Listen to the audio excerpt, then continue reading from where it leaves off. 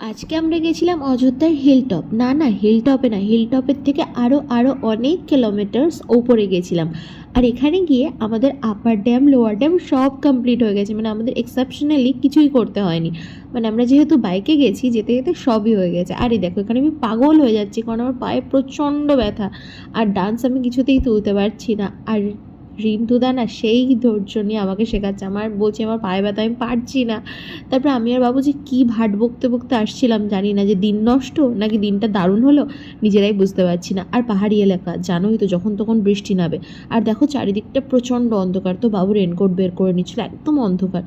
বাড়ি এসে দেখি আশিস দা আবার চিকেন নিয়ে এসছে। আগের দিন আশিস দা রান্না করেছিল, তো আমি ভাবলাম আজকে আমিই করব। আর দেখো কত সেট আপ, স্টোভ নিয়ে এসছে, গ্যাস নিয়ে এসছে, তার থেকে আমাদের হাঁড়িই বড়।